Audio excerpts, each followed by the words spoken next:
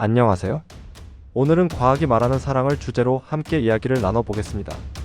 우리가 흔히 느끼는 두근거림, 그리움, 설렘, 그리고 오래된 연인이나 가족을 향한 깊은 애정. 과연 이 모든 것이 단순한 감정일까요? 아니면 뇌와 신체의 복잡한 화학 반응일까요?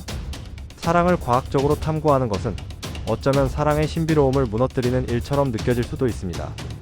하지만 동시에 우리가 사랑을 조금 더 깊이 이해하고 왜 인간이 이렇게 끊임없이 사랑을 갈망하는지 알게 해주는 열쇠가 되기도 합니다. 오늘은 신경과학, 생물학, 진화심리학, 그리고 최신 뇌 연구를 통해 사랑이란 현상을 차근차근 풀어가 보겠습니다. 도파민.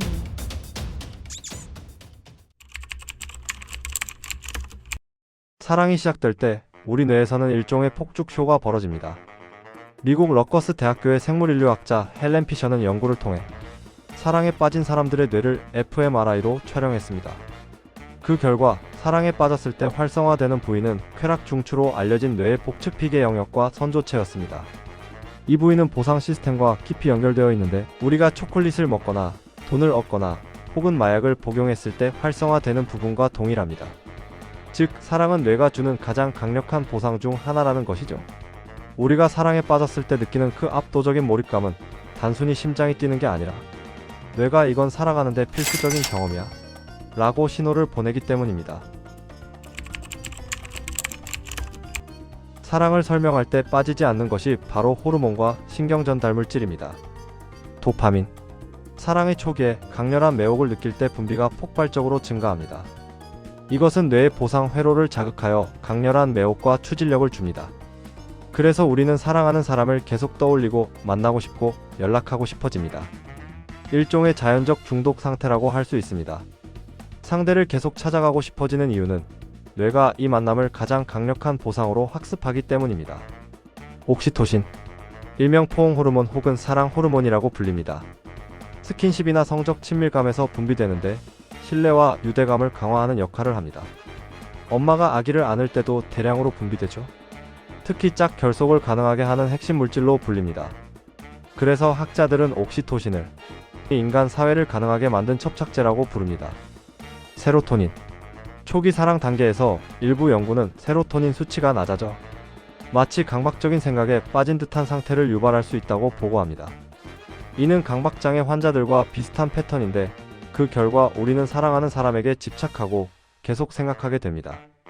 즉, 사랑이란 감정은 이 세 가지 화학 물질이 만들어내는 칵테일 같은 것이고 그 덕분에 우리는 사랑을 강렬하게 경험하는 것입니다. 여기서 질문 하나 던져볼까요? 왜 인간은 이렇게 사랑에 빠지도록 설계되었을까? 진화심리학자들의 대답은 단순합니다. 사랑은 종족 보존을 위해 진화한 전략이라는 것이죠. 먼저, 인간은 다른 동물과 달리 아기를 키우는데 엄청난 시간이 필요합니다. 최소한 10년 이상은 보호자와 공동체의 돌봄이 있어야 아이가 살아남을 수 있습니다. 그래서 자연은 부모가 오래도록 함께하도록 애착과 사랑이라는 심리적 장치를 마련했다는 겁니다. 즉, 사랑은 단순히 로맨틱한 감정이 아니라 아이를 낳고 기르기 위해 필요했던 생존 메커니즘이었다는 것이죠. 과학자들은 사랑을 세 단계로 구분하기도 합니다. 첫 번째, 욕망 단계.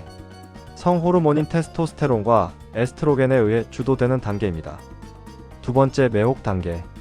도파민과 노르에피네프린이 폭발하며 심장이 뛰고 잠도 못 자는 격렬한 단계죠. 세 번째, 애착 단계. 옥시토신과 바소프레신의 영향으로 장기적이며 안정된 관계를 형성하게 됩니다. 흥미로운 건 이 단계는 단순히 연인 관계에만 적용되는 것이 아니라 우정이나 가족에도 비슷한 패턴이 나타난다는 사실입니다. 사랑이 과학적으로 강력한 이유는 잃었을 때도 뇌에 강력한 영향을 미치기 때문입니다. 실연당한 사람들의 뇌를 스캔했을 때 놀랍게도 신체적 통증을 느끼는 부위와 동일한 부분이 활성화된다는 것이 밝혀졌습니다. 즉, 마음의 아픔은 실제 뇌가 신체적 고통으로 해석한다는 것이죠. 또한 사랑은 도박 시스템과도 연결되어 있어 집착과 중독의 위험을 동반합니다. 왜 나는 그 사람을 잊지 못할까? 라는 질문에 과학은 이렇게 답합니다. 뇌가 보상을 계속 예측하기 때문이라고요. 이쯤 되면 궁금해집니다. 그렇다면 사랑은 뇌의 화학 반응일 뿐일까? 과학은 많은 걸 설명해주지만 동시에 많은 것을 설명하지 못합니다.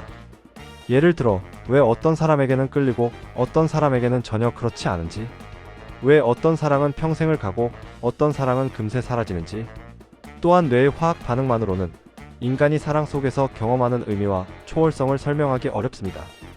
따라서 과학적 설명은 사랑의 물질적 생물학적 기반을 보여주지만 그것이 사랑의 전부는 아닙니다. 오늘 우리는 사랑을 과학이라는 렌즈로 살펴봤습니다. 뇌 속에서 사랑은 도파민, 옥시토신, 세로토닌이 만드는 화학적 칵테일이었습니다. 진화 심리학적으로는 인류의 종족 보존을 위한 전략으로 작동했습니다. 또한 사랑은 욕망, 매혹, 애착의 세 단계로 구성된 과정이었습니다. 그리고 이별의 아픔조차 뇌는 실제 신체적 고통으로 받아들인다는 것을 확인했습니다.